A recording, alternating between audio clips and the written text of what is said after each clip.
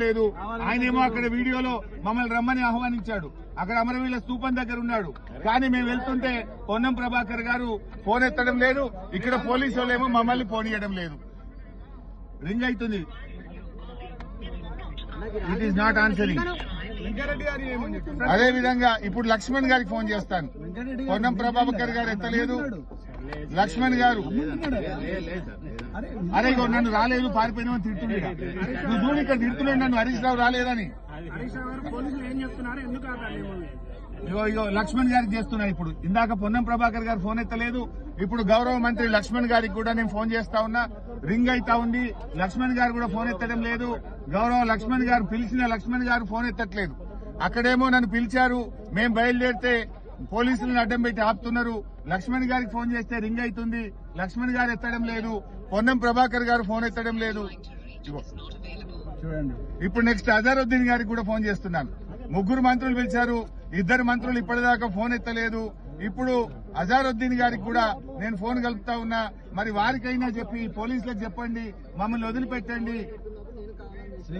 మమ్మల్ని వదిలిపెట్టే మేము చర్చకు పోతాం. అజారుద్దీన్ గారు ఫోన్ రింగ్ అయితా ఉంది. ఇప్పటిదాకా పొన్నం ప్రభాకర్ గారు ఎత్తలేదు, లక్ష్మణ్ గారు ఎత్తలేదు. ఇప్పుడు అజారుద్దీన్ గారు ఫోన్ రింగ్ అవుతుంది. కనీసం అజారుద్దీన్ గారు ఫోన్ ఎత్తినా ఇది అజారుద్దీన్ గారి ఫోన్. అజారుద్దీన్ గారికి ఫోన్ చేస్తున్నా.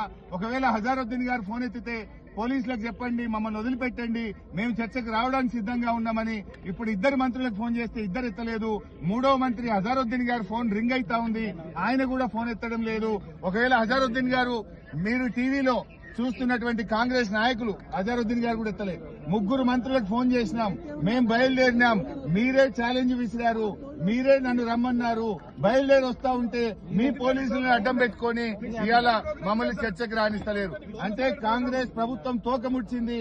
మంత్రులు పారిపోయినరు.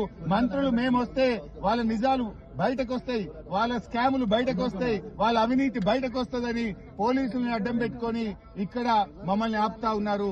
ఇది ప్రజాస్వామ్యం కాదు. పోలీసులను అడ్డం పెట్టుకుని రాజకీయం చేయడం కాదు. మీరు తప్పు చేయకపోతే, అవినీతికి పాల్పడకపోతే, స్కామ్ చేయకపోతే మమ్మల్ని పోలీసులను పెట్టి ఎందుకు ఆపుతున్నారు? మేమేమి చర్చించడానికే వస్తున్నాం. యుద్ధానికి రావడం లేదు, పోరాటానికి రావడం లేదు. మాట్లాడడానికి వస్తా ఉంటే ఇవాళ మంత్రులు ఫోన్లు ఎత్తారు. మేము వస్తుంటే పోలీసులను పెట్టి ఆపడం ఇది చాలా దుర్మార్గమైంది. పోలీసులు మీరు వెళ్ళడానికి వీలు లేదు, మాకు పైనుంచి ఆదేశాలు ఉన్నాయి. ఎవరు ఆదేశాలు ఇచ్చారో మీరే పోలీసులు అడగండి. ఒకవైపు ప్రభుత్వం మమ్మల్ని దమ్ముంటే చర్చకి రండి అంటారు. ఇంకోవైపు అదే ప్రభుత్వం పోలీసులను అడ్డం పెట్టుకుని మమ్మల్ని చర్చకి రాణిస్తలేదు. మేము దిగి నడిచి వెళ్ళడానికి ప్రయత్నం చేస్తాం. మేము చర్చకు బోదలుచుకున్నాం. మంత్రులకు కూడా మీడియా ద్వారా విజ్ఞప్తి చేస్తున్నాం. పోలీసులకు చెప్పండి, పోలీసులకు చెప్పి మమ్మల్ని అక్కడికి రావడానికి ఫెసిలిటేట్ చేయండి.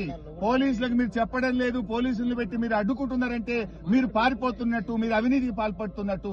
మీ పోలీసులకు చెప్పి మమ్మల్ని చర్చకు అలో చేయాలని మంత్రుల్ని డిమాండ్ చేస్తున్నాం.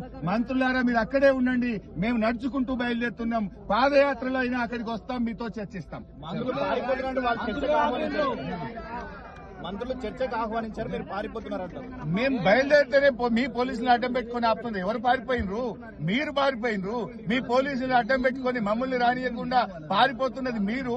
మీ పోలీసులు గవర్నమెంట్ మీది కదా. పోలీసులు మా చేతుల్లో లేరు, మీ చేతుల్లో ఉన్నారు. ప్రభుత్వం మీది. మీ పోలీస్ కమిషనర్ చెప్పండి, మమ్మల్ని చర్చకు అలో చేయాలని చెప్పి డిమాండ్ చేస్తున్నాం. ఇప్పుడు మా కారుకు రోప్ పార్టీ పెట్టి అడ్డుకున్నారు కనుక నడుచుకుంటూ గన్ పార్క్ బయలుదేరుతున్నాం. అరే ఒక్క నిమిషం ప్లీజ్ దండం పెట్టండి.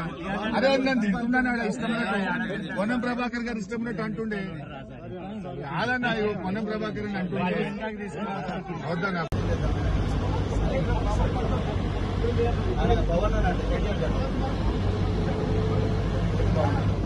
మంచిగా డబ్బా కొడుకుల కుంభకు నువ్వు దాని మీద మంచి స్టిక్కర్ వేసి చైర్లన్నీ పెట్టి గౌరవ సంక్షేమ శాఖ మంత్రి అని కొంచెం రాసి అవన్నీ రెడీ చేసినాం. టీం దిగిందేమో దిగింది. తెలుసుకోవాలి మొత్తం. మంత్రి జూపల్లి కూడా అప్పుల మీద చర్చించేందుకు గంపార్కు బయలుదేరారు. మంత్రి జూపల్లి కూడా అప్పుల మీద చర్చించేందుకు.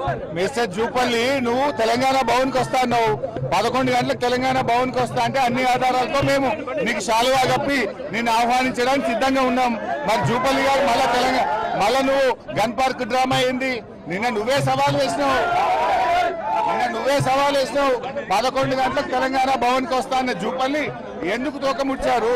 జూపల్లి గారు నువ్వు తెలంగాణ భవన్కి రా, కేటీఆర్ గారు నీకోసం ఎదురు చూస్తున్నారు. కేటీఆర్ గారు నీ సవాళ్ళకు సమాధానం చెప్పడానికి అన్ని